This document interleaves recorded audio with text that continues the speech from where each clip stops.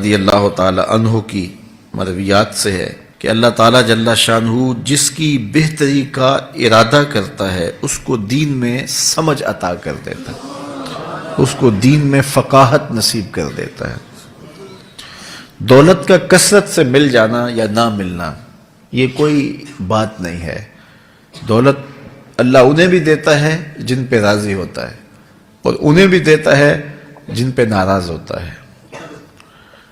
قارون کو دولت دی، فرعون کو دولت دی، بادشاہت بھی دی، حامان ہے، شداد ہے، شدید ہے، کتنے کتنے دولت مند اور تخت و تاج کے مالک گزرے، اللہ ان پہ راضی نہیں تھا، لیکن ان کو بھی دولت دی جن پہ راضی تھا۔ حضرت عثمان غنی کو دولت عطا کی، حضرت عبد الرحمن ابن عوف رضی اللہ تعالیٰ عنہ کو صحابہ میں سب سے زیادہ دولت مند حضرت عبد الرحمن ابن عوف تھے، ان کو بھی دولت عطا کی، اور بھی لوگوں کو، حضرت سلیمان کو پیغمبری بھی دی، دولت بھی دی، بادشاہت بھی دی۔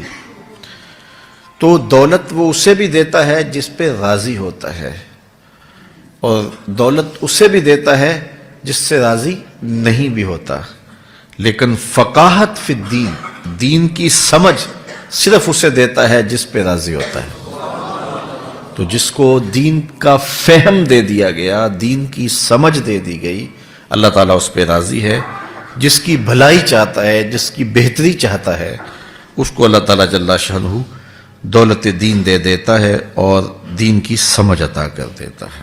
حضور علیہ الصلوۃ والسلام کا ایک اور فرمان سن لیجئے، جو ایسے راستے پہ چلا جس میں وہ علم کی تلاش کرتا تھا، جو علم طلب کرنے کے لیے کسی راہ کا مسافر ہوا، سہل اللہ لہ بہ طریقا الی الجنہ، تو وہ جنت کے راستے پہ چلا۔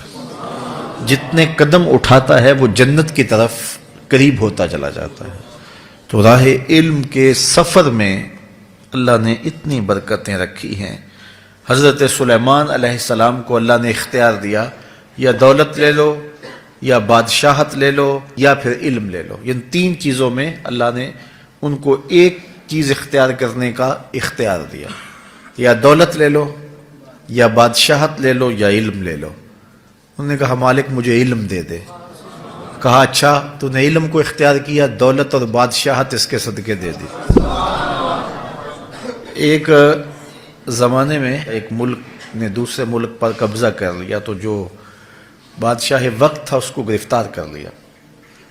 تو جب گرفتار کر کے دربار میں لایا گیا تو وہ جو دوسرے ملک کا محکوم بادشاہ تھا وہ سامنے کھڑا ہے، تو اس نے اس کو کہا کہ میں بھی چونکہ بادشاہ ہوں اور تم بھی اس سلطنت کے شہنشاہ رہے ہو، تو میں تمہیں قتل نہیں کرتا، تمہیں معاف کرتا ہوں، اور اب اس ملک میں میں تمہیں کوئی عہدہ دینا چاہتا ہوں، اب تم بتاؤ تم کون سا عہدہ قبول کرو گے۔ اب ہمارے حکمران ہوتے ہیں وہ کہتے ہیں وزیر خزانہ لگا دو، لیکن اس نے کہا مجھے معلم لگا دو، مجھے ٹیچر لگا دو۔ تو وہ بادشاہ ہنس پڑا، کہنے لگا پھر دوبارہ بادشاہی چاہتے ہو؟ تو یہ بادشاہی ہے، یہ شہنشاہی ہے۔ تو جو راہ علم پہ چلا وہ جنت کے راستے پہ چلا، اللہ اس کے لیے جنت کی راہیں بھی آسان کر دیتا ہے، اور دنیا پہ بھی اللہ تعالیٰ اس کو عزتوں سے نوازتا ہے۔ تعلیم و تعلم کا جہان حقیقی جہان ہے۔